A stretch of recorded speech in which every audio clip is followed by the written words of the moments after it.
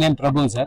பார்த்தீங்கன்னா நம்ம சென்னையில் வந்து இன்ஃபினிட்டி ஃபீச்சர் சர்வீஸ் பிரைவேட் லிமிடெட்ங்கிற கம்பெனி வந்து நாங்கள் 2025 மாதம் ஏப்ரலில் ஜாயின் பண்ணேன். இந்த கம்பெனி வந்து ஜனவரி மாதம் தொடங்கப்பட்டது. அதுக்கு முன்னாடி ஒரு 6 மாதமாகவே எங்கள் திட்டம் போட்டு இந்த கம்பெனியை வந்து ஸ்டார்ட் பண்ணியிருக்கிறாங்க. நாங்கள் எல்லாருமே ஏப்ரல் மாதம் தான் போய் ஜாயின் பண்ணோம் இந்த கம்பெனியில். இது வந்து பார்த்தீங்கன்னா லண்டனில் இருக்கக்கூடிய கிங் நிறுவனம் கிளன்கோர் அப்படிங்கிற கம்பெனியும், பேரி கோல்டு அப்படிங்கிற கம்பெனியும், துபாயில் உள்ள மஸ்கட் கம்பெனி துபாய் மஸ்கட் கம்பெனியும், இந்தியாவில் உள்ள JSW கம்பெனியும் எங்களோட தொடர்பில் உள்ளாங்க. இவங்க மூலியமா வந்து பாத்தீங்கன்னா அங்க பெரிய டைப்ல இருக்கும். இங்க வந்து 500 ஏக்கரால வண்டலூர் டு கேளம்பாக்கத்துல மெகா டவுன்ஷிப் வந்து நாங்க ஃபார்ம் பண்றோம்.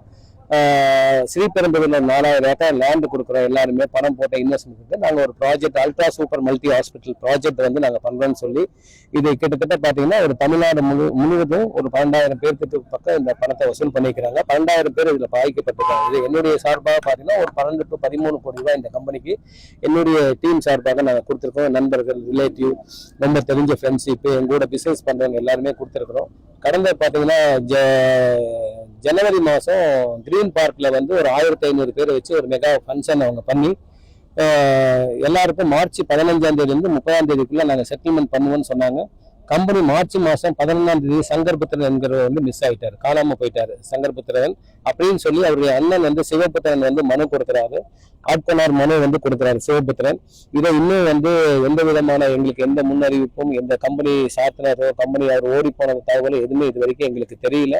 நாங்கள் பல தடவை சென்னைக்கு போனோம். இங்கே வசூல் பண்ணக்கூடிய போர்ட் ஆஃப் டைரக்டர்ஸ் அப்படிங்கக்கூடிய செம்பக பாண்டியன், அப்பண்டிராஜன், ராஜேந்திர சாமி, பாலகிருஷ்ணன் இவங்கெல்லாம் மெயின்ல கம்பெனியுடைய போர்ட் ஆஃப் டைரக்டர்ஸா இருக்காங்க. இவங்க கம்பெனியுடைய வேலட்டை எடுத்து வச்சுட்டு மக்களுக்கு இன்னும் பணம் கொடுக்காம நிறைய இவங்களுக்குள்ளேயே நிறைய ஒரு கேமிங் நடந்துட்டு இருக்குது.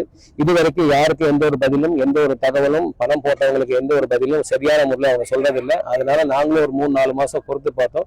சரி, அந்தந்த டிஸ்ட்ரிக்ட்ல வந்து இது மட்டும் கிடையாது, கிட்டத்தட்ட ஒரு 15-20 டிஸ்ட்ரிக்ட்ல நாளையிலிருந்து எல்லாருமே இதை வந்து கம்ப்ளைண்ட் கொடுப்பாங்க. இது முதல் கட்டமாக நாங்கள் தான் ஆரம்பிச்சிருக்கிறோம். திருப்பூர்ல வந்து நம்ம பாதிக்கப்பட்ட ஒரு 600-700 பேர் இருக்கிறாங்க. அதுல வந்து பாத்தீங்கன்னா டோட்டல் திருப்பூர் மக்கள் மட்டுமே ஒரு 10 to 13 கோடி ரூபாய் வந்து இன்வெஸ்ட்மெண்ட் பண்ணியிருக்கிறாங்க. அதுக்குண்டான எங்களுக்கு டாக்குமெண்ட் ஆவணங்கள் வந்து ராமசாமி என்கிற மூலியமாக கடந்த செப்டம்பர் மாசம் வந்து இவங்க வந்து பணம் கொடுக்கறாங்க, கொடுக்கல. அக்டோபர்ல பணம் தரேன்னு சொன்னாங்க, பணம் கொடுக்கல.